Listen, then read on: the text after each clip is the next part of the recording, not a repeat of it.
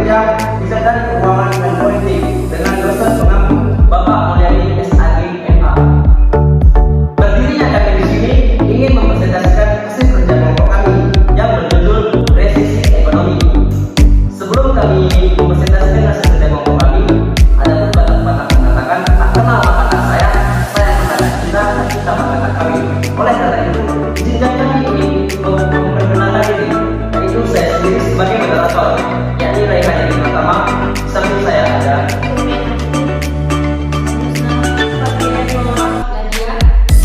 dan inilah anggota kelompok kami. Baiklah, langsung saja kami akan membacakan hasil kerja kelompok kami. Adapun pemateri pertama yang akan disampaikan oleh Cut Nina Putri. Saya persilakan dengan segala hormat. Baiklah, saya akan menjelaskan latar belakang dari resesi ekonomi. Menurut artikel Forbes pada tanggal 15 Juli 2020, resesi adalah penurunan signifikan dalam kegiatan ekonomi yang berlangsung selama berbulan-bulan atau bahkan bertahun-tahun. Selama resesi ekonomi, orang-orang akan kehilangan pekerjaan sehingga perusahaan membuat lebih sedikit penjualan dan output ekonomi negara secara keseluruhan menurun atau down. Dalam per poin kami akan membahas beberapa poin, yakni 1. Pengertian resesi ekonomi, 2. Penyebab resesi, 3. Dampak dari resesi, 4. Indikator terjadinya resesi, 5. Contoh kasus, 6. Solusi dari resesi. Baiklah, saya akan menjelaskan poin pertama dari poin tersebut, yakni pengertian resesi ekonomi. Resesi sebagai penurunan aktivitas ekonomi yang signifikan dalam waktu yang stagnan dan lama, dimulai dari berbulan-bulan hingga bertahun-tahun. Resesi juga berarti kontraksi besar-besaran dalam hal kegiatan ekonomi. Para ahli mengatakan resesi terjadi ketika ekonomi suatu negara mengalami peningkatan dalam jumlah pengangguran, penurunan retail, produk domestik bruto atau PDB yang negatif, dan terdapat kontraksi pendapatan dan manufaktur untuk jangka waktu yang lama maupun pertumbuhan ekonomi real bernilai negatif selama 2 kuartal berturut-turut. Dari poin yang kedua yaitu penyebab resesi. Jadi penyebab terjadinya resesi yaitu terjadinya inflasi, deflasi yang berlebihan, gelembung aset, guncangan ekonomi yang mendadak atau strong dollar, impact, ketidakseimbangan produksi dan konsumsi, dan yang terakhir yaitu nilai impor lebih besar dari ekspor. Jadi dari poin yang pertama yang saya jelaskan tadi yaitu inflasi. Apa sih inflasi ini? Inflasi merupakan proses meningkatnya harga secara terus-menerus. Inflasi sesungguhnya bukan hal yang buruk, namun inflasi yang berlebihan masuk ke dalam kategori berbahaya sebab akan membawa dampak resesi. Bank Sentral Amerika Serikat sendiri mengendalikan inflasi dengan menaikkan suku bunga dan suku bunga yang lebih tinggi, kemudian menekan aktivitas ekonomi. Meskipun menaikkan suku bunga juga beresiko mengakibatkan resesi.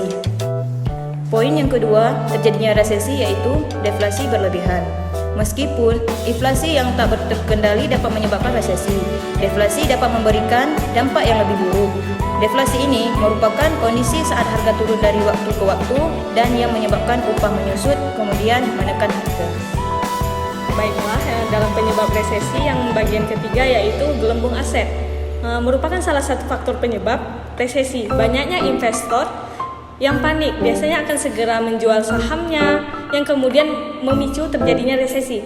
Hal ini disebut juga sebagai kegembiraan irasional. Kegembiraan ini menggembungkan pasar saham dan real estate hingga akhirnya gelembung tersebut pecah dan terjadilah panic selling, sehingga dapat menghancurkan pasar yang kemudian menjadi penyebab resesi.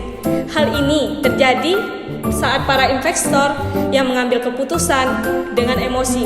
Mereka membeli banyak saham saat ekonomi sedang baik, kemudian berlomba menjualnya saat kondisi ekonomi berantakan.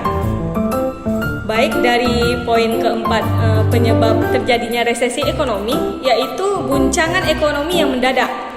Apa sih guncangan ekonomi mendadak itu? Yang sehingga memicu resesi.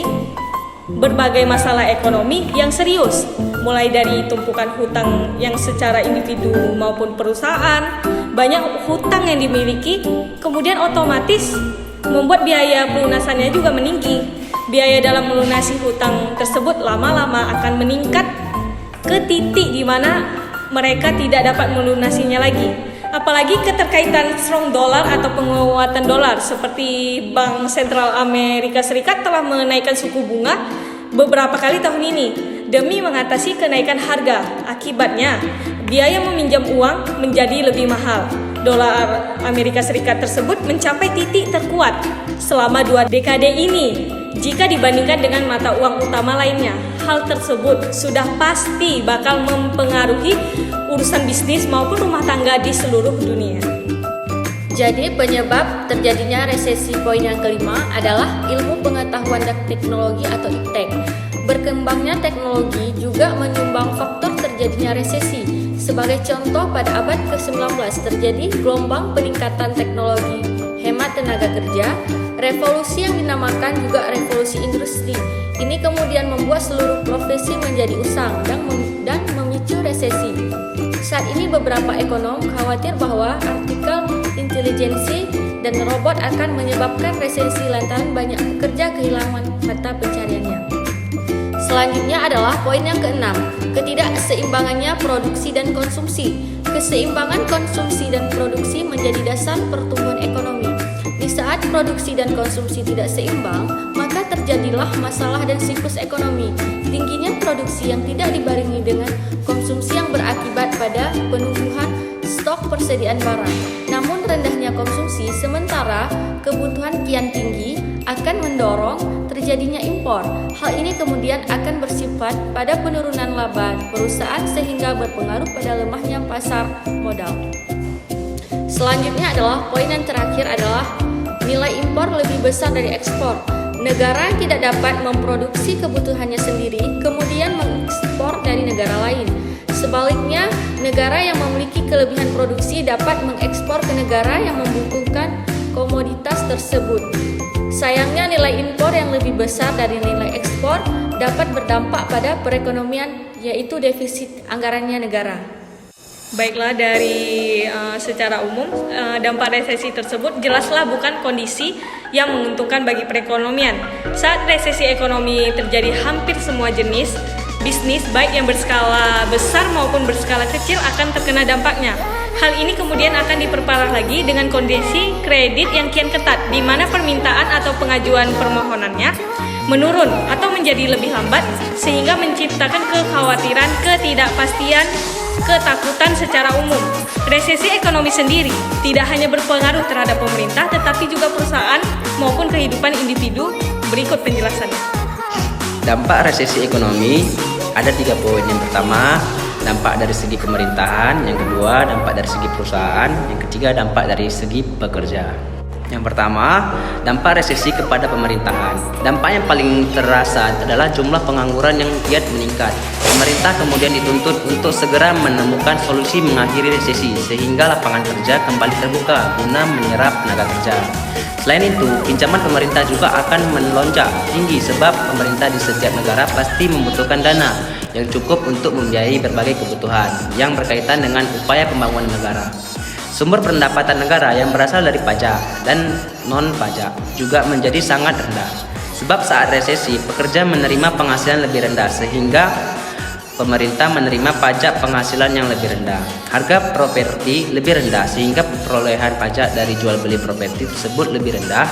Pengeluaran masyarakat juga cenderung lebih rendah sehingga berpengaruh pada pendapatan PPN, yaitu atau pajak pertambahan nilai yang lebih rendah pula. Adapun dampak yang kedua dari segi pada perusahaan. Di sini bisnis sangat mungkin mengalami kebangkrutan akibat terjadinya resesi. Hal ini dipicu oleh berbagai faktor seperti ekonomi negatif, tergerusnya sumber daya real, krisis kredit, jatuhnya harga aset berbasis utang dan lainnya. Ketika bisnis gagal, perusahaan mengalami penurunan pendapatan secara drastis. Saat penurunan pendapatan terjadinya kemudian memicu efek domino terhadap kehidupan ekonomi pekerjanya. Bagi pekerja yang terkena PHK akan kehilangan seluruh pendapatannya, sementara pekerja yang terkena penurunan upah kemudian akan kehilangan sebagian pendapatannya. Pendapatan yang menurun kemudian turut memengaruhi turunnya daya beli masyarakat. Bagi yang terkena PHK akan sulit untuk memenuhi kebutuhannya. Di saat daya beli masyarakat menurun, potensi perusahaan untuk meningkatkan pendapatan pun semakin kecil, sehingga kondisi inilah yang akan mengancam arus kasnya. Adapun poin terakhir, dampak resesi pada pekerja.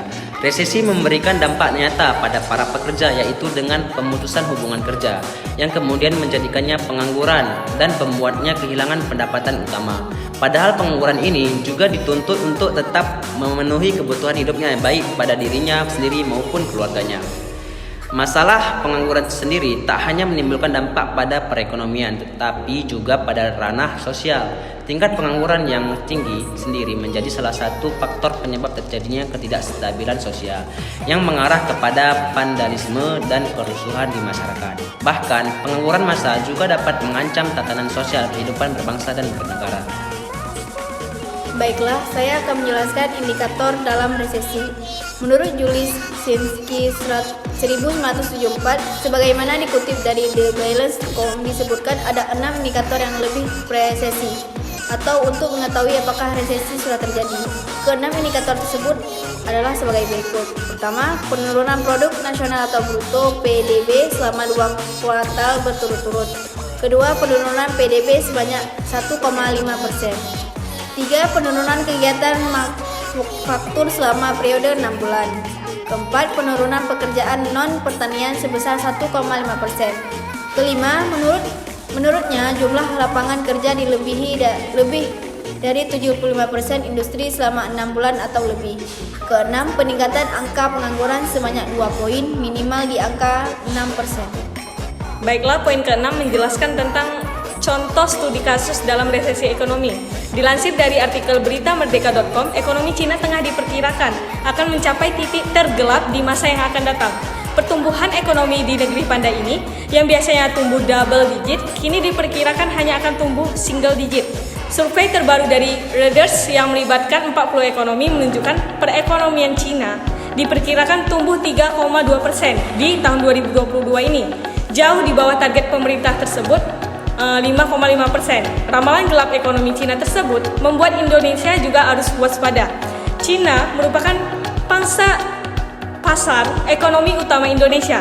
Ekonom senior Chatib Basris menjelaskan strategi pemerintahan Presiden Xi Jinping untuk membuat zero policy untuk menghalau penularan virus corona yang merupakan salah satu sebab ekonomi Cina itu down melambat. Selama zero covid policy dijalankan atau lockdown, ekonomi pasti kena, jelas Chatib kepada CNBC Indonesia beberapa waktu lalu. Direktur Eksekutif Selios Bima Yudhistira mengungkapkan Indonesia bisa terkena dampak dari sisi perdagangan dan investasi. Dia meyakini dampaknya akan lebih besar dari gejala resesi di Eropa dan Amerika Serikat serta efek perang Ukraina tersebut. Pasalnya, Cina berkontribusi terhadap ekspor impor dengan Indonesia sangat besar. Bayangkan 33,8% impor kita dari Cina dan tujuan ekspor ke Cina porsinya 21,8%. Dari segi negara asal investasi tersebut, dalam periode 2016 sampai 2020, jangka realisasi investasi Cina melompat dari 2,6 miliar US dollar menjadi 4,8 miliar US dollar berdasarkan data Badan Pusat Statistik. Sedikit saja Cina batuk, maka Indonesia akan mengalami tekanan ekonomi dalam beberapa bulan ke depan. Resesi bisa lebih cepat, tegas Bima kepada CNBC Indonesia. Baiklah, pembahasan dari PPT kami yang terakhir adalah solusi dari resesi. Cara pencegahan resesi. Resesi adalah keadaan yang cukup mengancam banyak sektor. Namun bukan berarti resesi ekonomi tidak dapat dicegah. Berikut ini adalah cara pencegahan resesi. Yang pertama adalah belanja besar-besaran oleh pemerintah. Cara pencegah resesi adalah dengan cara memperkuat daya beli. Strategi yang bisa diterapkan dengan berbelanja besar-besaran agar perputaran ekonomi tidak macet dan dunia usaha tergerak untuk bisa terus berinvestasi. Yang kedua adalah bantuan UMKM. Adalah krisis yang bisa terjadi pada banyak sektor, salah satunya adalah UMKM. Dengan menyalurkan bantuan terhadap UMKM berupa UMKM produktif dan kredit bunga rendah, diharapkan pada perputaran ekonomi dapat berjalan dengan baik. Selanjutnya adalah siapkan dana darurat dan asuransi yang perlu dipersiapkan idealnya 3-6 bulan dari jumlah pengeluaran bulanan. Hal ini dimaksudkan untuk berjaga-jaga jika hal buruk terjadi saat masa resesi tiba. Selanjutnya itu asuransi.